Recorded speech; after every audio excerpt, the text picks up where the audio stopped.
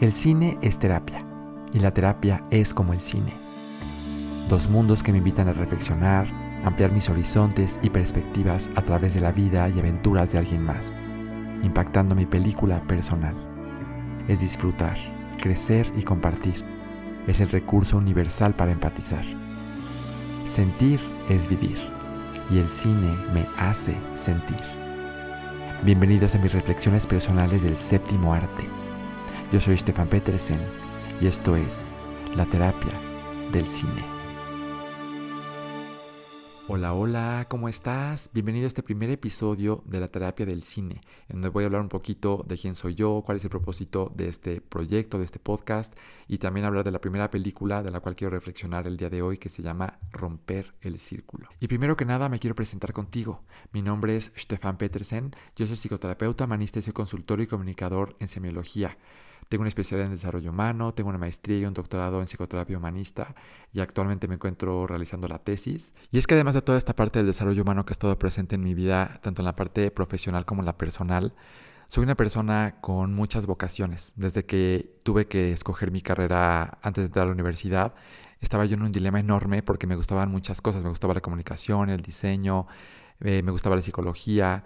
Sin embargo, yo me metí a estudiar la licenciatura en diseño y producción publicitaria, la concluí y fue una carrera muy linda porque también me permitió explorar todas como las vocaciones que yo tengo, los hobbies que me permitían disfrutar de las cosas que hacía.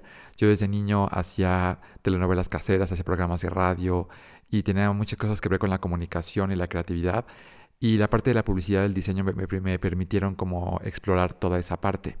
Y después se abrió una carrera en cine en la universidad donde yo estaba, pero yo llevaba casi 6 semestres estudiando, entonces ya iba a ser un poco tarde para moverme, pero pude meter algunas carreras optativas de cine y pude meter fotografía, guionismo, apreciación del cine, entre otras cosas, y también hice un corto con unos amigos. Entonces la verdad es que estuvo muy padre, y al final de cuentas también la parte del desarrollo humano y la psicología y la psicoterapia me empezaron a llamar muchísimo porque no solamente me servían a mí, sino es algo que notaba que tenía la sensibilidad y la vocación. Y fue algo que dije, me quiero dedicar realmente a esto. Entonces me metí a estudiar semiología por 7 años y ya luego pues los posgrados que tengo ahora. Y eso me ha permitido pues ya dedicarme de lleno a esta parte del desarrollo humano, la psicología, la psicoterapia. Y algo que me ha pasado a lo largo del tiempo es que no he tenido que separar quién soy a partir de lo que hago. He podido integrar todo lo que hago en diferentes cosas, como ahorita lo que hago en redes sociales, este podcast por ejemplo, y puedo unificar. No tengo que dividirme y no tengo que fragmentarme, porque a veces parecía que para elegir algo tenía que renunciar a algo, y la verdad, las cosas que he hecho hasta hoy he podido incluir y hacer todo lo que me gusta, y esta es una parte de ellas. Y es que ahí es cuando uno se va dando cuenta a lo largo de la vida que realmente lo que uno estudia no lo define al 100%, porque tú vas personalizando en tu vida, en tus necesidades y en tus talentos, y lo que tú eres, lo que vas haciendo. Porque cuando yo hago lo que amo me hace a mí. Y entonces me doy cuenta que no solamente me reduzco a mis actividades, sino en el amor que yo le pongo a las actividades que hago. Ay, ya veo que no se pone reflexivo. Entonces, ¿por qué nace este proyecto? ¿De dónde nace este proyecto? Primero, obviamente, del hobby del cine que tengo y que siempre ha estado presente en mi vida. Y además es algo que también tenía en mi vision board. Y es algo que quería probar, que quería experimentar. Y sobre todo de una forma un poco más relajada, y probar este formato también. Porque además la gente también me pedía mucho un podcast. Luego los videos que yo hago, lo que comparto, si vieran los comentarios que me ponen de que haz un podcast, y la verdad, yo pensaba, quiero hacer un podcast, pero también lo quiero hacer algo que a mí me guste, me apasione, y darle un giro también a una de mis vocaciones y de mis hobbies, de lo que a mí me gusta. Y dije, pues, ¿por qué no sumar el cine con la parte reflexiva, con la parte terapéutica que también yo ejerzo, y que es algo que naturalmente se me da, ¿no? Como juntar la parte reflexiva de las películas y llevarlas y aterrizarlas a la vida cotidiana para poder sacarle más jugo y darle profundidad a lo que vemos. Porque además el cine es un arte, es el arte hecho de humanos para humanos. Entonces el cine, además de ser entretenimiento, para mí es arte y es reflexivo. Y es que además el arte es subjetivo. Y por eso también me encanta que hay muchos puntos de vista y que al final de cuentas cada quien se va a proyectar en la manera que ve algo del arte. Entonces el arte es algo vivo, es algo que cambia de acuerdo a los ojos que lo miran. Y algo que me parece precioso del cine, que es en donde yo encuentro esta hilación entre la terapia y el cine, es la capacidad universal que tenemos para empatizar. Porque al final de cuentas, la empatía es la capacidad subjetiva para percibir la subjetividad del otro. Es ponerme en los zapatos del otro y de alguna forma entrar en su mundo sin perder mi propia identidad. Y es que eso es tremendamente terapéutico y por eso me encanta, porque tenemos la capacidad de aprender de la experiencia ajena. Y es que eso es algo que hago todos los días en mi quehacer terapéutico, entrar en el mundo de alguien más, ampliar la perspectiva y poner nuevos horizontes de posibilidades. Y por eso cuando aprovechamos la oportunidad de ir al cine, podemos aprovechar una oportunidad terapéutica para aprender un poco más de nosotros mismos y de la experiencia ajena. Y es que otro punto terapéutico del cine es que en el cine me permito sentir, porque me traslada a la historia de alguien más y sobre todo a mi propia historia. Y eso es lo que hacemos en terapia, entrar a nuestro propio mundo para entendernos mejor y para poder rascar nuestras emociones, poderlas sentir y transformar. Y sobre todo expresar nuestras emociones. Nos reímos, nos enojamos, lloramos. Y ampliar nuestra gama de emociones también nos permite autoconocernos. Y entonces por eso esta herramienta puede ser una gran herramienta de autoconocimiento, porque uno no puede desear lo que no conoce. Y yo tal vez vi en una película que alguien fue a la montaña de tal lugar o alguna locación que cuando la ves dices, wow, quiero yo ir a ese lugar. O vive una situación que se parece a la tuya y la forma en cómo lo lleva a cabo dices, wow, no lo había pensado y lo puedo hacer yo en mi propia vida también. Y entonces se convierte en un circuito de espejos, porque el cine me sirve como espejo para poder mirar mi propia vida a través de la historia ajena y vivir una aventura o una vida que no podré vivir salvo por esta historia, y entonces surge el deseo de vivirla. Y es por ello que encuentro tanta riqueza en el cine y las miles de historias que podemos encontrar y contar y descubrir, porque de esta forma también descubrimos más de nosotros mismos. Así que bien, ese es el propósito del cual nace el podcast y sobre todo este rinconcito donde podemos hablar de una forma un poco más íntima y yo también explayarme de una forma un poco más relajada y de ser humano a ser humano desde mi experiencia personal, de películas que me guste o recomiende de acuerdo a lo que me hacen reflexionar y lo que me aportan y lo que me hacen sentir.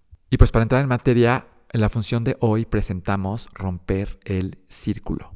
Y quiero empezar con esta frase que me parece ultra poderosa y que voy a desmenuzar después. Por difícil que sea esta elección, o rompemos el patrón o el patrón nos rompe a nosotros.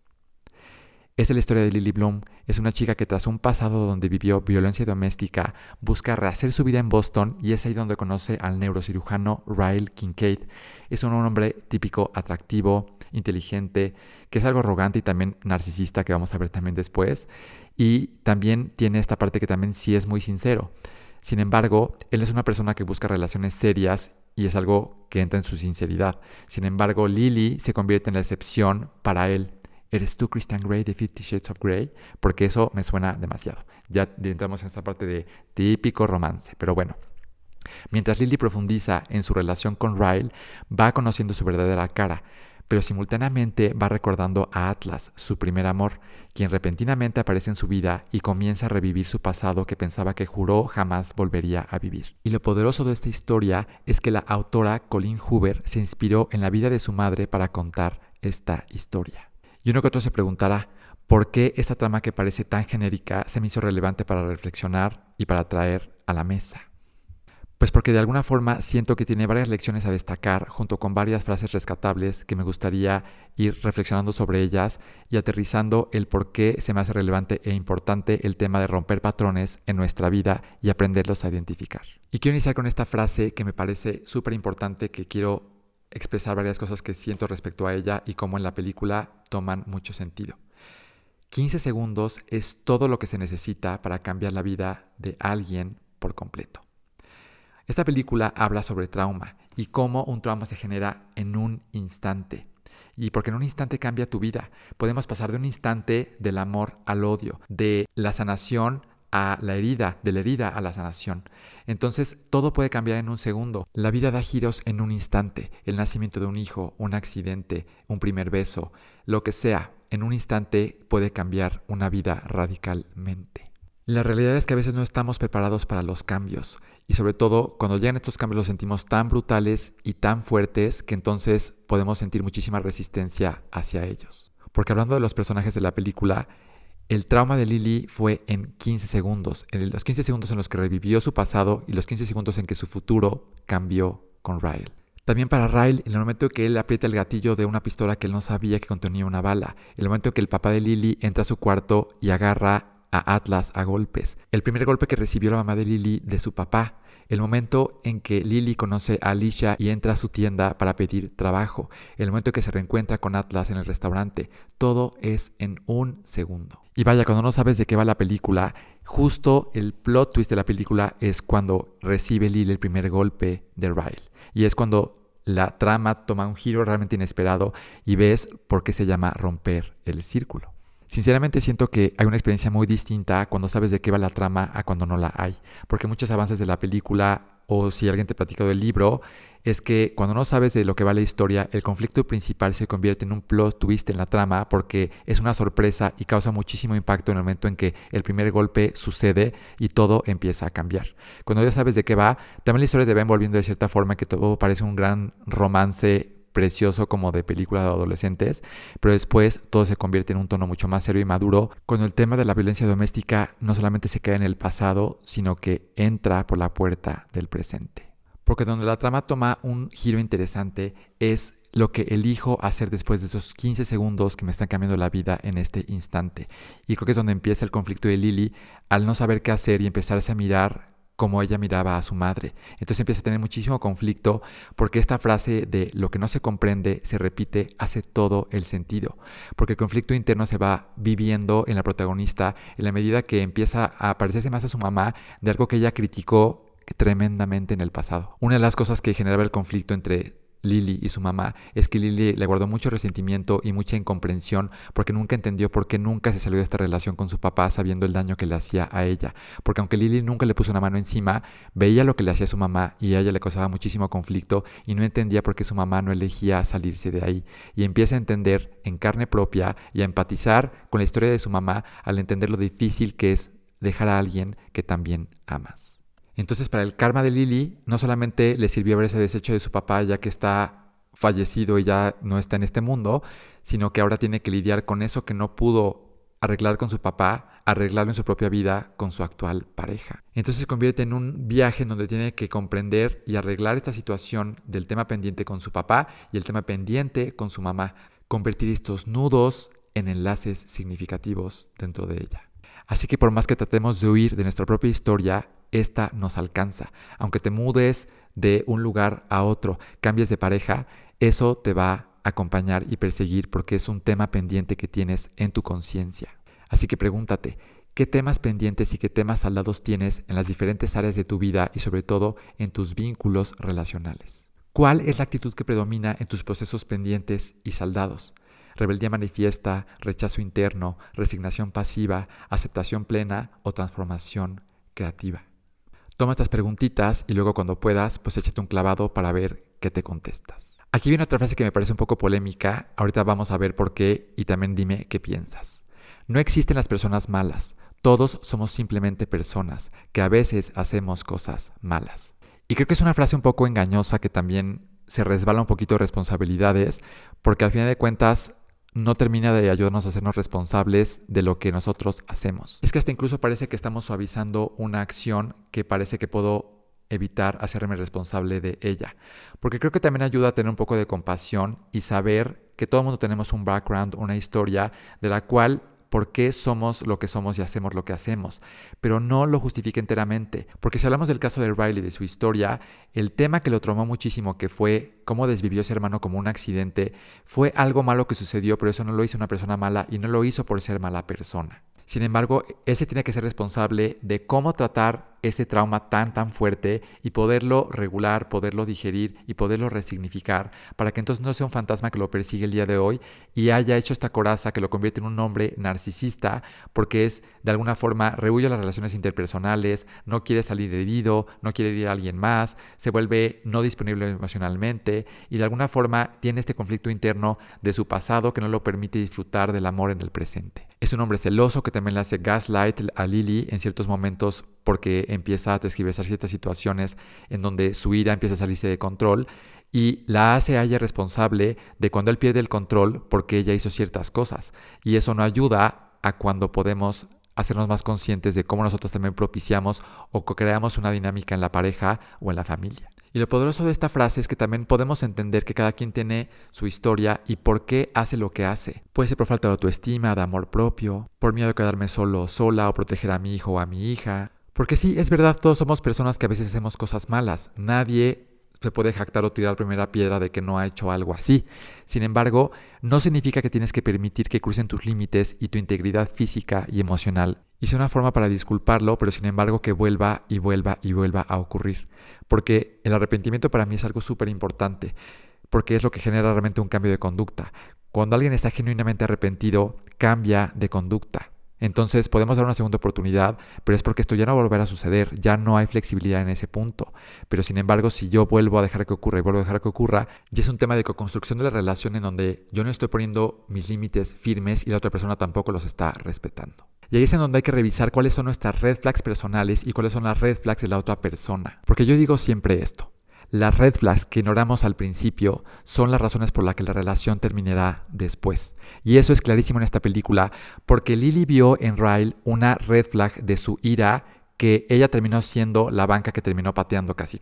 Entonces, hay una delgada línea entre ser víctimas de algo o de alguien y ser cómplices de lo que toleramos, porque para mí es concientizar la diferencia de estas dos cosas. Claramente hay víctimas y claramente hay situaciones en las que nosotros no elegimos quedarnos ahí, pero cuando nosotros empezamos a ser cómplices eligiendo un lugar en donde está viendo algo que yo sé que no es bueno para mí y comienzo a vivir una infidelidad interna, porque empiezo a desviarme de los valores que son fundamentales para mí y que son para mi autocuidado y que me hacen empezar a vivir un conflicto interno, porque a veces por miedo al conflicto con la otra persona, porque me abandone, me rechace, me traicione, me humille, etc. Y mirar los límites como yo miro a veces la playa.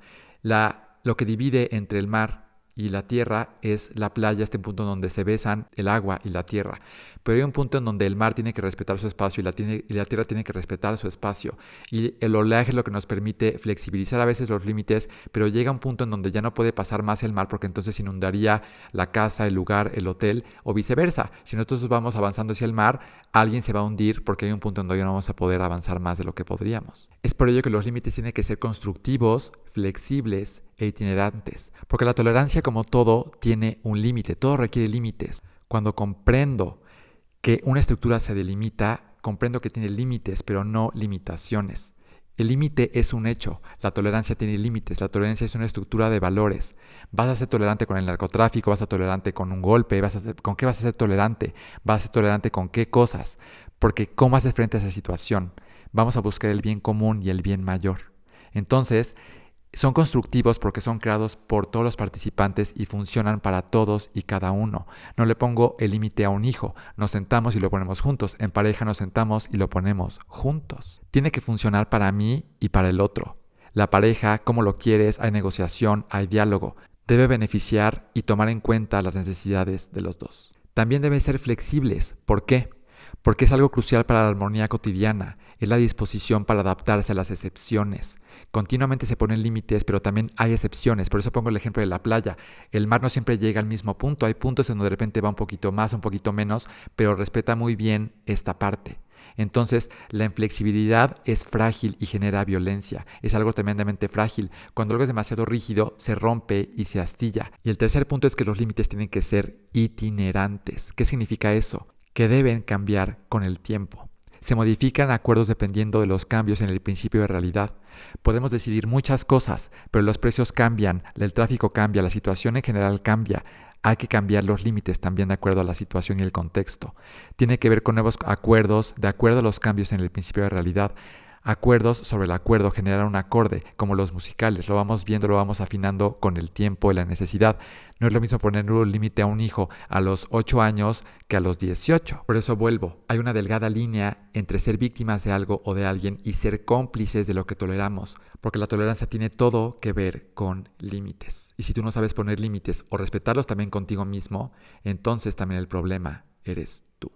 Porque déjame decirte que también Lily tenía sus red flags, porque de alguna forma no tenía su ciclo cerrado ni con su papá por el resentimiento que tenía, ni con Atlas porque tenía una puerta abierta que dejó que en el momento en que él apareció le movió todo el tapete. Bueno, a través de los flashbacks sabemos que es una historia muy importante para él, es como su alma gemela, es su primer amor y de él, ella también. Pero sin embargo, como dejan la historia un poco ambigua, un poco abierta, esta parte de volverse a encontrar y retomar su historia como que no permite para los dos cerrar el ciclo y seguir adelante y tener una pareja que ocupe todo el espacio en el armario en lugar de que algo o alguien lo ocupe aunque esta persona no esté presente. Y hablando de lo que no se comprende, se le repitió la historia de Atlas para poderle darle continuidad y se le repitió el tema de su papá a través de Ryle para que pudiera dar el cierre a su papá y comprender mucho mejor a su mamá. Porque esa es una de las cosas preciosas que ocurre en esta historia. Hay empatía y reconciliación entre Lily y su mamá. Lily puede entender perfectamente a su mamá cuando empieza a vivir todo este tema de violencia doméstica en su propia piel. Y más cuando se entera que está embarazada y lo que no quiere para su hija, lo que Lily hubiera querido que su mamá hubiera hecho por ella lo hace por su hija y es como logra cerrar también ese círculo y saber que la dueña de su historia es ella y su mamá tuvo sus razones para quedarse en la suya. Y eso se convierte en un intercambio de valores muy lindo porque la mamá de Lily la admira tremendamente y eso la hace quererla mucho más y viceversa. También Lily admira a su mamá por la fuerza y la valentía y todo lo que tuvo que hacer para quedarse ahí y el amor entre ellas se profundizó aún más. Otra frase muy linda que además abre como a la secuela tanto del libro como de la película, si es que algún día hacen la película de la segunda parte, es: si un día sientes que puedes volver a amar a alguien, enamórate de mí. Y eso se lo dice Atlas a Lily. Porque ambos nunca se dejaron de amar y de querer, pero sin embargo para él es muy palpable cómo no dio vuelta a la página y siempre estuvo esperando por ella. Y además Lily se da cuenta de que puede amar y tener un amor sano, bonito y lindo con Atlas por todo lo que experimentaron y fueron cómplices en el pasado. Y esa es una puerta en la que él le deja abierta para que vuelva a amar y amar bien. Porque esa historia radica y se mueve mucho entre el amor y el dolor, porque ese es el conflicto que siente Lily en el libro y la película. Porque en efecto, aunque dicen que no es una historia de romance, claramente es romance, no se romantiza la violencia, sino que se romantiza el amor que podría a veces cegarnos para ver aquellos patrones o red flags o conductas que nos harían daño y nos llevarían al dolor. Porque el amor existe en los vínculos de los personajes, sobre todo que existe en un contraste demasiado evidente. Porque el amor que siente Lily hacia Ryle conlleva mucho dolor. Y el amor que tenía hacia Atlas también era un amor prohibido que en su momento era muy difícil de concretar.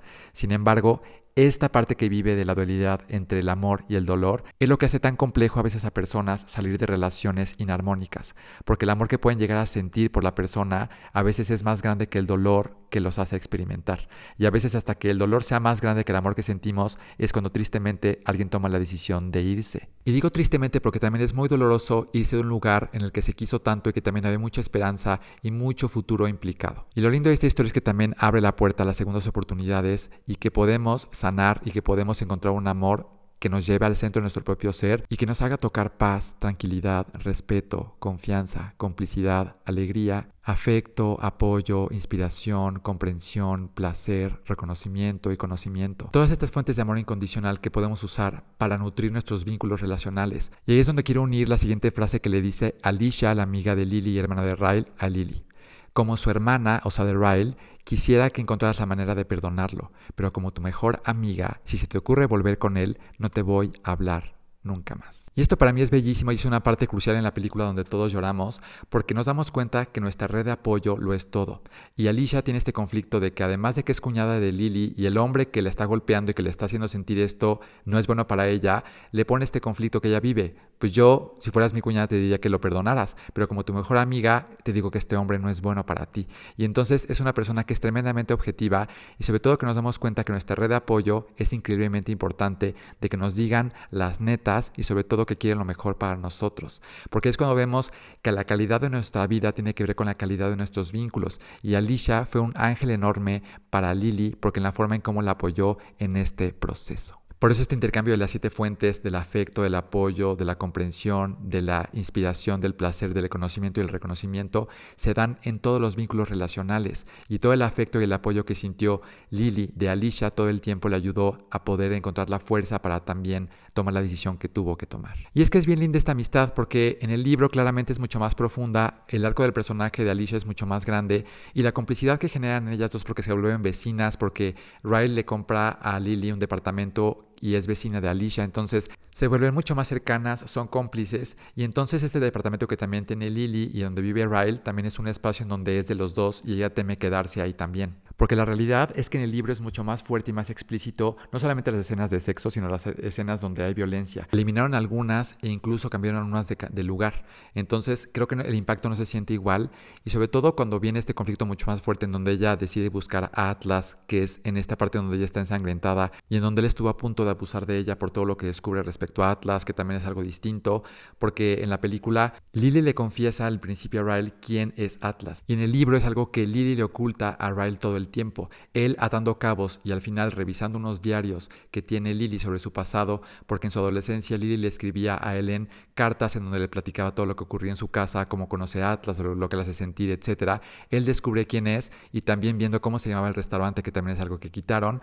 y un imán que tenía de Boston que le había dado Atlas a Lily. Entonces Ryle también es una persona como muy obsesiva y muy celosa, que lo lleva como a ir atando cabos de algo que Lily no le está diciendo la verdad, porque Lily tampoco se lo dice, cuando ellos se habían acordado de siempre decirse la verdad. Y que con toda razón también Lily se lo oculta por cómo se ponía Ryle y estos ataques de ira que resultaban pues en golpes. Y retomando el tema del departamento, de por qué para mí es importante, es porque una vez que ocurre ese conflicto, Ryle se va unos meses a estudiar al extranjero por una cuestión de medicina. Entonces en ese tiempo ellos se dan espacio, y cuando él regrese ya no va a saber qué hacer, si seguir con la relación o divorciarse, y es cuando descubre que está embarazada. Entonces el conflicto debe ser aún más difícil, porque en la película parece que ella ya tomó la decisión de divorciarse y nada más no le está diciendo Ryle, cuando en el libro ella sí sigue pensando si quedarse o irse, y está en esta parte entre la nostalgia y qué es lo que sería mejor para ella y para su hija. Y quiero ir cerrando con esta última frase, que es la que creo que cierra la lección máxima de esta película, que es que por difícil que sea esta elección, o rompemos el patrón o el patrón nos rompe a nosotros. Y esta elección no solamente lo hace por ella, sino también por su hija, cuando Lily le pregunta a Ryle que qué pasaría si él escuchara que su hija sale con alguien como él básicamente, y él es cuando se da cuenta del impacto de sus acciones a través de los ojos de su hija. Y de alguna forma también acomoda esta frase que decíamos de que no somos personas malas, simplemente somos personas que hacemos cosas malas. Y a veces, aunque somos simplemente personas, las cosas malas que llegamos a hacer a veces no son buenas para nuestro entorno y la gente que queremos. Y es cuando entendemos lo siguiente: quien elige la conducta, elige la consecuencia. Y si yo estoy eligiendo quedarme con esta conducta y no sanarla, pues también la consecuencia será proporcional a los efectos que tenga mi conducta, tanto en mí, tanto en otras personas. Y la consecuencia para Ryle en este caso fue que Lily le pidiera el divorcio a Ryle, pero en el libro sí hace coparenting con él, porque el libro termina en que Lily le va a dejar a Emerson, su hija, al coche, y él está muy contento de recibirla, y cuando se lo deja se encuentra a Atlas, y es cuando le da este hint de que van a retomar su historia de amor. Y en la película se cambia en el final, porque Lily cría a Emerson sola, y en el libro sí lo hace con Ryle aunque estén separados, y es cuando ya se encuentra a Atlas y se queda el final abierto a que tal vez retomen su relación. Y por eso me parece tan poderosa esta frase que escribe Colin Hoover, porque además tiene mucho que ver, además si lo vemos con cuestiones de sanación sistémica, sanación emocional,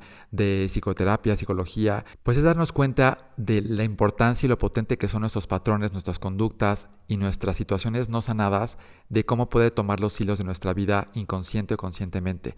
Y lamentablemente, cuando no nos damos cuenta del patrón que estamos repitiendo en nuestra vida, nos va a romper tarde o temprano. Y por eso para mí la conciencia es sanación y la sanación es conciencia, porque dejamos de buscar culpables y nos hacemos responsables. Y tal vez no podemos cambiar a nuestros padres, a las personas que nos hirieron tanto en el pasado o lo que haya sucedido, sino que me permito resignificar la experiencia y el pasado, porque el pasado no lo puedo cambiar, pero sí lo puedo resignificar. Y por eso en procesos terapéuticos lo importante es resignificar el pasado en el presente para poder tener una actitud distinta a aquello que está en mi historia. Por eso esta parte de cerrar ciclos es muy importante, con qué actitud y cómo nos quedamos al hacer este cierre. Porque sabemos que cerramos un ciclo cuando lo cerramos con la sonrisa en la boca, y necesariamente no tiene que ver hacia la persona si lo perdonamos o no, sino que yo tengo una sonrisa en la boca por lo vivido, por lo reflexionado y por la perla de la experiencia que me llevo después de vivir lo que viví. Porque a veces los ciclos que no se cierran, como a veces en el caso de Atlas y de Lily, es que nos enfocamos en todo lo que no pasó o todo lo que no ocurrió, y entonces sentimos que el ciclo está incompleto. Pero cuando vemos que el ciclo está completo y que llegó a su 100%, a que tal vez a mis ojos le faltó tiempo por vivir, tiempo por experimentar, entonces veo carencia en el ciclo y en la experiencia. Es como tal vez veo que alguien terminó su relación antes de tiempo, pues terminó el tiempo justo porque a veces medimos las cosas como si fueran a ser eternas. Pero cuando yo veo la experiencia como algo completo, veo la abundancia de y sobre todo que me permito llevar todo lo que sí viví dentro del ciclo. Y entonces es cuando me llevo esta parte reflexiva y nutritiva para mi corazón y mi alma. Entonces, ¿cómo te das cuenta si cierras un ciclo? De acuerdo a cómo me siento respecto a él. ¿Siento paz, siento neutralidad o siento resentimiento, siento enojo, siento rechazo, rebeldía o resignación? Y aunque claramente puede haber emociones negativas, entre comillas, cuando estamos viviendo o cerrando un ciclo, el chiste es cuando ya hago mi proceso, lo acomodo para mi propia paz interna. Y por eso para mí muchas cosas en la vida tienen que ver con procesos pendientes y procesos saldados. Cuando tengo un proceso pendiente, tengo que revisar qué emoción es la que hace que no pueda cerrar el ciclo o darle vuelta a la página. Porque los procesos saldados que también yo puedo pensar que ya los tengo saldados, también es revisar emocionalmente cómo estoy respecto a esa experiencia. Y tu emoción es la que va a marcar la coloratura de cualquier situación, porque lo único que lo sabe eres tú. Entonces hay que evitar mentirnos a nosotros mismos y vivir desde la integridad, porque la integridad te da libertad. Y cuando nosotros podemos vivir nuestra autobiografía con armonía y con paz, y es porque hemos logrado convertir nuestros procesos pendientes en procesos saldados. Y pues estamos llegando al final de este episodio y te quiero dejar unas preguntas de reflexión. ¿Qué patrón ha sido el más difícil de romper?